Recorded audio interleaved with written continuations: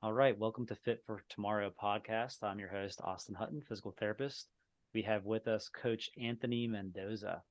He is a San Diego native. He has his bachelor's in social work from Fresno Pacific University. He has his master's in science from Ohio University. He's a D2 baseball player at Fresno Pacific University. He's currently coaching with T3 Warhawks, training and coaching. And in the past, he's coached at high school as well as at John Carroll University. So please help me welcome Anthony Mendoza. I'm really glad to be on. Heard a lot of good things about you and just the organization from players that I've sent there, and just really glad to be here. Glad to have you. So basically, I've been seeing a few of your athletes, obviously baseball players. The reason that we invited you to kind of chat a little bit is in relation to some of the specific details that you have in regarding to training and mobility that you like to see with your athletes. Go ahead and talk a little bit about what you focus on with your players and athletes and kind of what got you to that point in terms of training. Yeah, so I mean, I got into coaching just because I was done playing, and I got a job at John Carroll, and that's what brought me up to Cleveland. And so it was there I started to learn a deeper level of the game that didn't really understand as a player, just because I'm locked in on myself, not worried about everyone else. So I really started to just dig in how people move and trying to figure out how I can better people or better my athletes. And that came from just my life as a whole. That's why I say people. But when it comes to mobility, I started seeing things of just bad hip rotation, bad ankle movement, just a lot of different mobility things. And I got connected with there's an on base U. It's TPI type certified, which I'm sure you're familiar with. And but it's more baseball specific, and it's this type of movements that we need as baseball players. So I look for a lot of that type of stuff, and that allows me to see things that other coaches or just players themselves might think is a something that's wrong with their swing, to where I can see it as a movement problem. And that allows me to fix it in so many different areas or in different ways. Yeah, the first thing I noticed with one of your athletes was the hip mobility piece, specifically hip internal rotation. In actually a couple of the drills that we implement at Fit, the athlete was already applying those in their daily routine just based on a couple of things that you mentioned. So let's talk about hip rotation in regards to baseball swing. Where in the swing process do you typically think that a hip internal rotation deficit would apply or create issues? It can come in a lot of different areas, to be honest. So in the load portion, you can have internal rotation into your right hip. Well, I'm a righty, so my right hip, which would be my back hip, when you're trying to load into there. You can have the internal rotation into the left hip, your front leg, when you're trying to rotate into contact, which also plays external on either side when you're turning out of the other. Um, and those are the two biggest portions, at least for me in hitting. It does play in throwing as well and pitching, all the same aspects as when you're trying to turn into that. So you definitely need the internal rotation in the front hip to lead leg block and to be able to maintain your power as you're trying to transfer it through the baseball.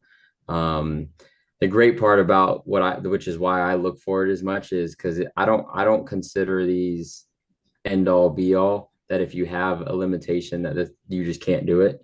For me as a coach, that's why I love to send my athletes to physical therapists, because I'm not one. I can see that there's an issue. I can't really tell you how to fix it. I can't all the stuff that you guys really can. But so when they come back to me, which is why my one athlete, I was asking him, I need to know if it is something that is going to get better over time, because then that's just something we got to hammer away at, and that they just got to get better at, just like being in the gym, being at practice.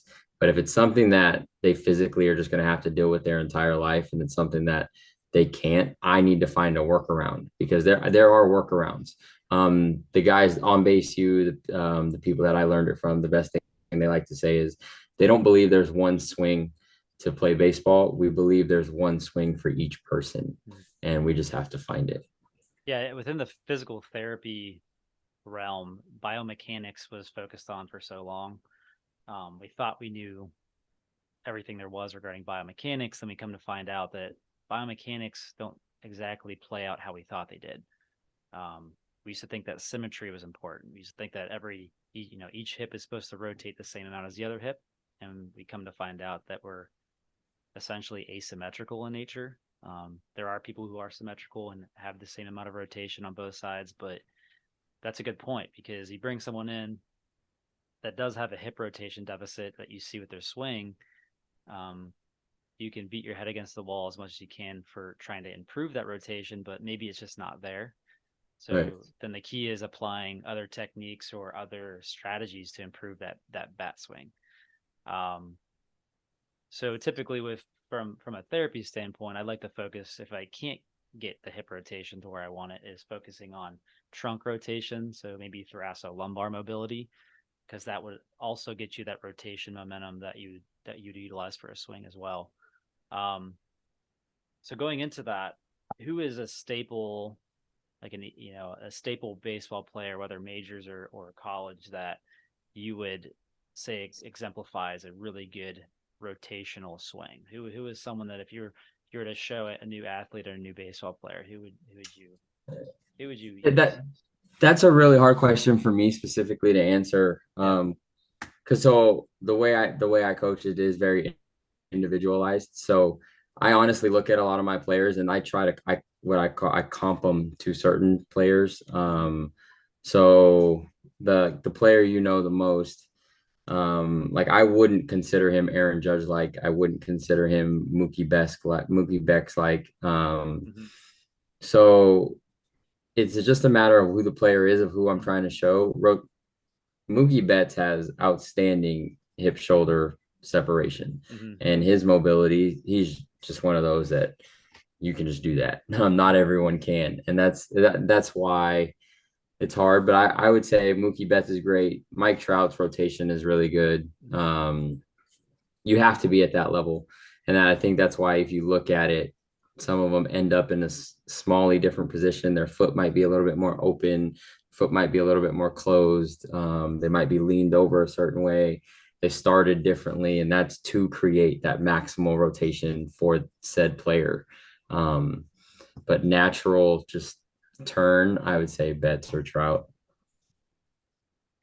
I actually know those names. That's a good thing. So would you say that Mookie Betts then does he have an unorthodox swing for how efficient he is at separating shoulder versus hip? So it's I almost wouldn't hard to apply that. I wouldn't say, or maybe you can say unorthodox, but Yeah. not too much. It's for me in terms of that aspect of the turn, he just has that mobility almost to perfection. Okay. And or granted, I can't really see his mobility, but from what I'm able to see, it just looks purely smooth. Like there's no issues to where other guys you can see they're compromising somewhere to make up for that. And unorthodox wise, like Giancarlo Stanton, the way he stands and Mm-hmm. closes himself off, Mm-hmm. like all the athlete we know, there's no shot if he closes his foot, he's not rotating into that left hip, like Giancarlo Stanton can. So that's a really good example of that compromise and unorthodox type swing Mm-hmm. that other athletes can't do. Okay. Good example. So let's say you get a new athlete, brand new that you just met in your program. Kind of take me through, a couple of things that you would look at initially, whether you're using, some use just a template format, but you kind of more open-minded about watching someone swing for the first time. Kind of take us through, the first couple of things that you would analyze with an athlete's swing and how you'd assess that. Yeah, so when they first come in, they go through an on base U movement assessment, which is what you saw as well. Mm-hmm. And that tells me how well they're moving anywhere from their ankles, their hips, their wrists, their shoulders. There's a pitching one as well that I don't really work with pitchers, so I don't use that one. And that just allows me to see deeper into their body and allows me to see, okay, if we find a problem here in their swing, this is probably why. And then after that, I also take batted ball data, which is either off a Rapsodo type, it's called Rapsodo or Hit Tracks, where the ball is hit, the machine reads the ball and it tells you exactly where it went in game, how much spin was on the ball, all those kinds of things. And then I take swing data, which is I don't have it here with me, but it's just a device I put right on the end of their bat. And it just tracks how their bat is moving, their bat path, how fast they're rotating, and other things like that. So then I put it all together and just based off what I've seen, I take video for sure every other lesson, if not every lesson on majority of my athletes, and I translate it and I spend time looking at those and I calculate between the movement, how their ball's moving, how their bat's moving, the results that we're trying to get, and just put all the data together and I calculate it from there on where we need to go. Visually, I love to start from the ground. We need a foundation, and that's where we got to start. And then I kind of work my way up from there based on physical movement deficiencies. Okay. Yeah, it was very interesting to see the assessment that you had sent over to me for a couple of those athletes. In specifics, kind of like you said it from the ground up. You're kind of going, you're knocking off each box and kind of discussing at each joint or each area what can be worked on. And from a PT rehab standpoint, that's huge because we basically have sort of highlighted areas that we need to look at first. Because you bring in someone in for their first assessment from a therapy standpoint. Um, you only have so much time in that first session, and so if you have highlighted areas that you can pinpoint initially to look for some areas of opportunity, that's huge. So from a PT standpoint, so you send someone to get assessed for possible rehab needs. So you already kind of touched on it, in terms of, is this fixable? Are we able to improve this area, or do we need to find potential compensatory strategies with the athlete? Kind of highlight maybe a couple more things that you would like to see in feedback from that therapist when they send them back. So feedback wise, a more great, like that's why being able to talk to you was really great because that just gave me more information rather than they come in and they're like, oh yeah, he literally told me, he's like, oh, my therapist said it's going to get better. Cool, that's all I really need to know. But Yeah. um so I mean, I obviously can't tell where things are coming from. I can see you have bad hip internal rotation, don't really know why. So like feedback on why would be a great thing, or if there's things that I can do. I am trying to, I don't have like strength certifications or things like that. I do know what I know from myself. I know what I know from trying to help people as I grow, as I've growing in my personal growth. So things like that to where I can connect it. So that's kind of why I was trying to tell you on the phone, like that connection between a therapist, a coach, a strength coach, Mm-hmm. and put it all together can build a real plan for an athlete. And that feedback for me, because that's the way I coach, is I want to provide everything, not necessarily just for me. I want you to be able to wake up in the morning as an athlete, look at your day and know this is what I need to do to get better mobility wise. This is what I need to do to work on my swing. This is what I need to eat. And it's just functionally, individually planned for that person to be performing at their best level.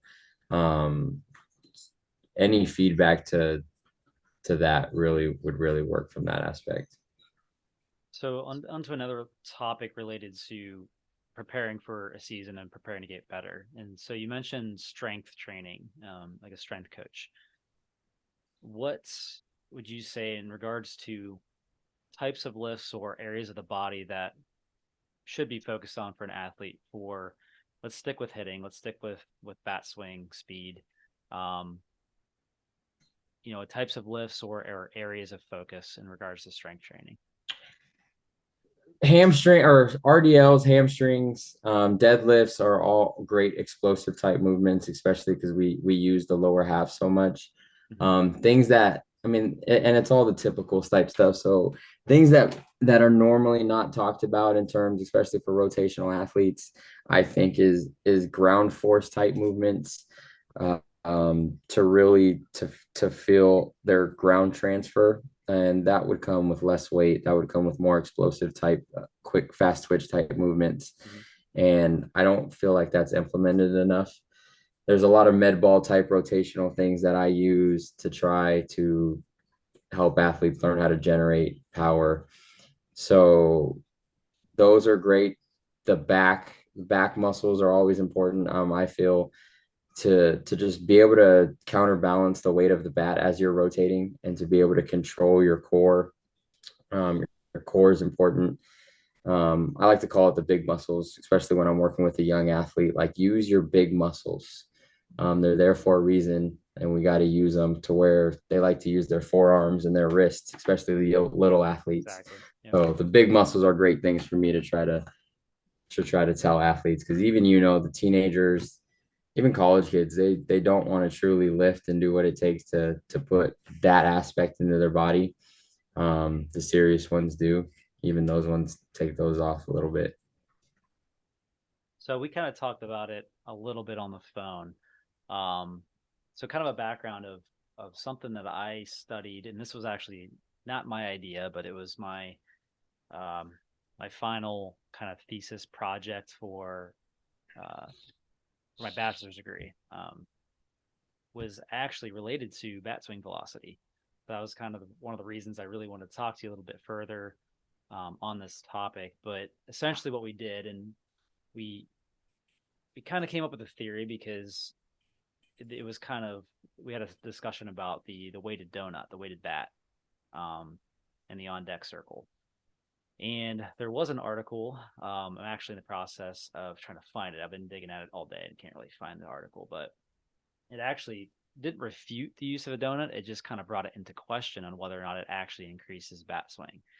And so the study that we did was we essentially took a number of baseball athletes. We implemented a upper body, a core, a lower body, 2 minute warm up, and then it was on separate days. And we actually filmed from an aerial view, and then we used the Logger Pro system, which is like a physics app to apply or to measure angular momentum on the swing. We had them against a pitching machine, and essentially we would measure pre and post swing to see what would actually increase bat swing the most. And we actually found that hip, um, so lower body hip warm up in the on deck circle actually increased bat swing velocity the most. And somewhat, we found a slight decrease in bat swing velocity with use of the weighted bat. Um, so, what are your thoughts on that? I mean, I know it's not, I think we had like a subject pool of 6 athletes at the time because that's all we Yeah. could find. But you only had a limited amount of time to do the study. But there Right. are So there are articles out there related to lower body. But in relation to that, what's your thoughts? so I kind of did like a similar study. And everything you're talking about, blast motion is what I use that bat piece, and it kind of tracks all that same thing. Mm-hmm. Yep. One of the most important things I love to look for when I'm looking at that data is rotational acceleration.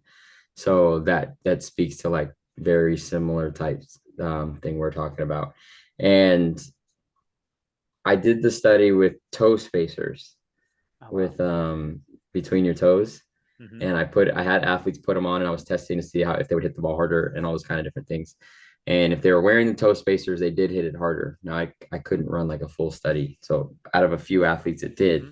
But in terms of the bat donut, I'm a component of using a bigger bat and a more heavy bat. I don't care what age you are. Yep. I used a bigger bat, and it's more so not to it is to develop lower body power generation, and that's what I use it for. Um, I see way too many kids using a light bat, and all they use is their arms. And when you put a donut on a light bat and they don't know how to really use their body, they're just going to use their arms with a heavier bat, and they're Mm-hmm. going to exhaust themselves a little bit. And that's why you'll see the decrease personally, I feel. And then if you find the athlete or you teach them that knows how to generate power from the ground, use their body the right way, engage their legs and their core, a heavier bat's actually going to move a little bit better because they're engaging more. And that's why the donut I feel is beneficial. because if you know how to actually feel it the right way, and feel is the word that's most important to me when I'm coaching, because if you can't feel it, anything I say doesn't matter. Because at the end of the day, you have to do the job. I can keep standing there and telling you, but in the game, you got to perform. Hmm. And if you can't feel how to engage your hamstrings and your core and your back to turn the barrel, you're just going to be using your upper body, and it's just going to drag and lag through the zone and be slower. So going off of that as well, so I forget what the average on deck circle time is for how much time you actually have, but so would you have the thought that if lower body engagement is key, is instead of using, and now obviously there's the timing piece, watching a Right. pitcher's, their rhythm, because every pitcher is a little different, right? Um, watching and timing up your swing with the pitcher, but what about something such as lunges, lateral lunges, squats in the on deck circle? Is there room for that? Is that a possibility, or would you rather your athlete be using timing and watching a pitcher? In that aspect of preparing for, I'd rather him be at that point. It's kind of just like the coaching side of why I say they need to feel it. Hmm. At that point, well, you got a minute until you have to hit. We're not really going to improve anything. Yep. Um, that's why the barrels to try to they use the heavy bat to try to loosen up the feel of the barrel. So when you do start to rotate, what you're feeling a minute later is Hmm. actually lighter in your hands. Okay. And that's why the weight is there. But the main focus while they're on deck is to be getting through the movements they need to mentally prepare to be there. So I would prefer my athletes doing that. Now I do have plans and like structures. So like my on deck hitter is working on timing. My in the hole hitter is working on pitch sequence and reading the pitcher and trying to figure out if there's um what's the word I'm looking for? Habit into whatever to what he's Hmm. pitching. The guy who on fourth is going through visualization. So I have guys ready to perform Hmm. kind of in that situation. So yeah, I mean, I think there's a place for it. I don't think it's right in the on deck circle, but the way I coach, I definitely think there would be a place to get that going if there's proven stats that a certain movement that's not going to over exhaust them is going to get them prepared better. Yeah, I like that thought, because just like basketball, any other sport where it requires like a free throw, right? There's that psychological, mental component to performing what you need to do. Um, so it's more important of what's mentally going to prepare the athlete to succeed in that moment. Um, there is the physical component, but you should have been warming up prior to the game as is, right? Right. You should be loose. You should be the blood flow should be in the legs. So what is mentally going to prepare the athlete to succeed? Um, I guess an off-topic question. So what do you think about the new pitcher clock? I can't stand it. I mean, It's odd. there's I was watching a little bit baseball players. with the Guardians. So There's so many like well-known former baseball players who wouldn't be able to play baseball in today's game for absolutely. that exact reason we were just talking about. So it's off topic, but not. Yeah. Um, Yeah. that the mental side, like all so much of that is mental. The whatever guys do, I loved it. I was bringing up Nomar Garcia Parras. He had a glove routine that just was like 5 minutes long every time, Hmm. and like there's no shot. He's in the box when the clock hits 9, like today. And I'm sure he doesn't hit as well if he's not going through that routine. Because if for him, if you watch it, it was literally the same thing every single pitch. It never changed, and that's not something he's just doing. That's routine. He knows that's going to keep him locked in and ready to go. And today's game's gonna quicken that up now. As a fan who now has a kid and honestly doesn't watch baseball as much because I work in it full time. So when I'm off, I want to be away from it. I'm sure I'll enjoy the games there a little bit quicker, but the baseball in me doesn't enjoy it much. Yeah, I feel like they're trying to speed up the game. They're trying to make it faster, and I feel like okay, maybe there's the potential for increasing your audience and expanding it, but I feel like then you're losing the ones that have been watching it their entire lives, because part of the game is those routines, that tradition. Um, the kind of the speed of the game can be slow or fast. Now you're almost forcing the hand for the speed to be faster in the game, which is going to take a lot of the unique aspects of baseball away. So I thought that was, something to kind of talk about. Now, going forward, so where can anyone interested in what you do in your training, where can anyone find more information, whether it's website or social media? Is there anything that we can find more information regarding your training? For me, my Instagram is AM, my initials Anthony Mendoza, and then baseball after it. So AM baseball. That's pretty much where I post everything. I have a link on there that can book lessons. I do private coaching for fitness as well. And that's more so mindset, nutrition based. And that's for my athletes as well, to make sure that they're functioning on high levels. So that's pretty much it. My Instagram is a big place. Twitter, it's Coach A Mendoza. I hop in there every once in a while. Um, that's what I need to get a little bit better at. Yes, that's my Instagram right Well, there. here's the Instagram page. As he was talking about, he's got a little link tree down below, and categories as well to kind of see some of the reels and the highlights of different things he's working on. Um, so AM baseball, definitely check out this Instagram page. I actually was looking at it a couple days ago. Some really good stuff on here. Yeah, thank you. Um, Yeah,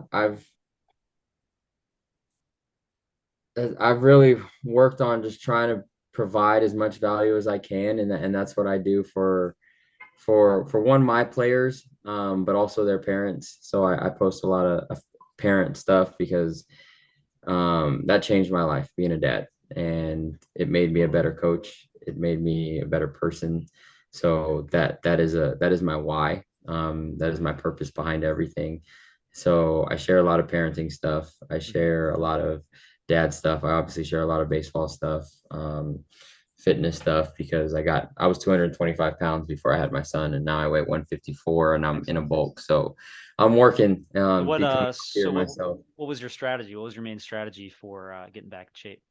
From 225 to 190, just eating less. I would still eat bad. I was moving more, but no, I would still be on the couch lazy. I basically would go to Subway, not literally only Subway, but I would get a 6 inch instead of a 12 inch, pretty much anywhere I would go, Mhm. for food. And then from 190 in October to literally now to 155, it was just tracking everything, and it's Mhm. not so much eating perfectly clean. I know what I need to eat for my numbers, macro wise, protein, carbs and fats, and I don't go over it. Some days I do a little bit. Consistency is the key, discipline's the key for me. It's kind of just like working out. You can miss a workout day. If you do it a month, then you're going to get weaker. If you just do it once every month, then you're probably going to be fine, still maintain strength, still going to be a good athlete. You just have to consistently show up in every area. All right. Well, this is our time with Coach Anthony Mendoza. Like I said, please check out his Instagram page, AM Baseball, and also check out his website link at the bottom. Got a lot of cool information, different categories: fatherhood, being an athlete, being a baseball player, training. Make sure to check it out. I'm your host, Austen Hutton, physical therapist. And please check out our website, fitforfunction.com, for physical therapy needs and a lot of also cool links to mobility, recovery, and just health overall. Thank you, Anthony. Awesome. Thank you, Austin. Yeah, continue to do what you're doing for these players, because we as Americans need to move, and what you do is important. So thank you. Thank you. All right, man.